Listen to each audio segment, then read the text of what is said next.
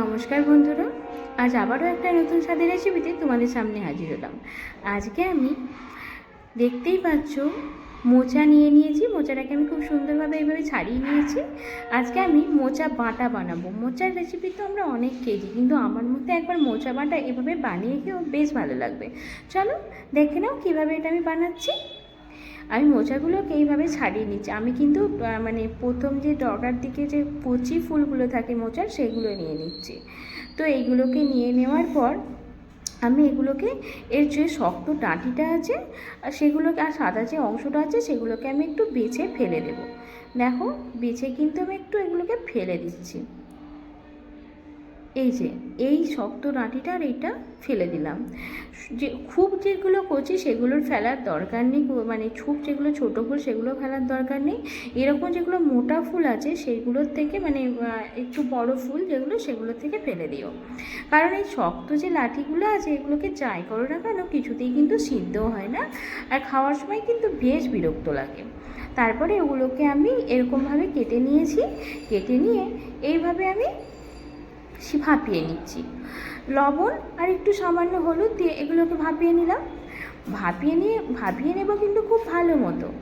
ভাপিয়ে নেওয়ার পর যখন ঢেকে দেব, আমি ঢেকে অবশ্যই ভাপাবো, কারণ কোনো জিনিস আমরা সকলেই ঢেকেই ভাপাই।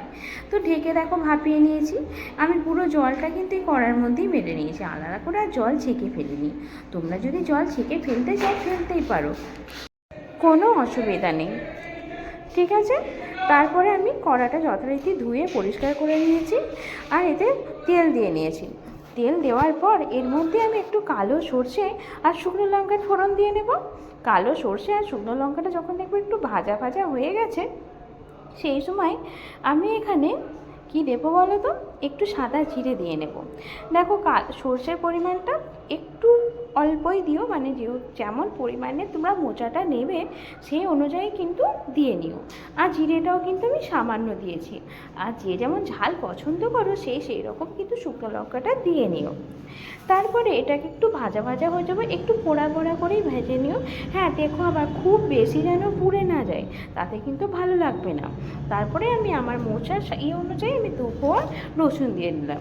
রসুনের পরিমাণটা কিন্তু বেশ কমই দিও, তাতে কিন্তু খেতে বেশ ভালো লাগবে। তারপরে আমি মোচাগুলোকে এভাবে দিয়ে নিলাম। মোচাগুলোকে দিয়ে নেওয়ার পর এটাকে খুব ভালো মতো আমি ভেজে নেব। একটু লাল লাল করে ভাজবো, খুব ভালো মতোই ভাজবো। দেখে নাও আমি কীভাবে এটাকে ভেজে নিচ্ছি। হ্যাঁ, এই ভাজার সময় কিন্তু নিচেই ধরিয়ে ফেলো না, তাহলে কিন্তু খেতে কিন্তু ভালো লাগবে না। মোচাটা আমার কিন্তু ভাজা হয়ে গেছে, এবার আমি কড়া থেকে এটা নামিয়ে নেব।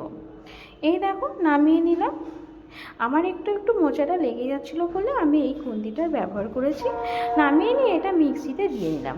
শিলে বাটলে অবশ্যই ভালো লাগে, কিন্তু আমারও তো আমার ধৈর্য নেই, তার জন্য আমি মিক্সিতে দিয়ে নিয়েছি। তোমরা যদি চাও এটা শিলে বেটে নিতে পারো। তারপরে দেখো মোচাটা কিন্তু আমার বাটা হয়ে গেছে। ব্যাস, আমি তোমাদের দেখাবো কিভাবে বেটেছি।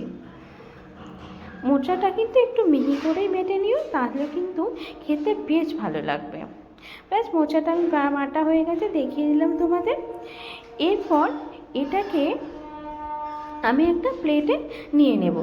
আমি দেখো পুরো মোচাটাকে প্লেটে বার করে নিয়েছি। এবার একটু কাঁচা লঙ্কা দিয়ে দিলাম, আর এর ওপর দিয়ে একটু কাঁচা সরিষার তেল দিয়ে দেবো। এই সরিষার তেল আর এই কাঁচা লঙ্কার স্বাদটা কিন্তু এই মোচাতে অসম্ভব সুন্দর লাগে। একবার আমার মতো বানিয়ে দেখো, যদি ভালো না লাগে তবে পরে আমি কমেন্ট বক্সেতে জানিও। একটু জিরে ভাজা এবার সর্ষে ভাজা যেহেতু ফোড়নে আছে, আর এরকম কাঁচা লঙ্কা আর সরিষার তেল দিয়ে মাখলেই মোচা সিদ্ধটা মোচা বাটাটা খেতে অসম্ভব সুন্দর লাগে। তাই একবার বানিয়ে খাওয়ার অনুরোধ রইল। আজকে এই পর্যন্ত, পরে আবারও একটা নতুন ভিডিও নিয়ে তোমাদের সামনে আসব। ধন্যবাদ প্রত্যেককে আমার সাথে থাকার জন্য, আমায় অনেক অনেক ভালোবাসা দেওয়ার জন্য।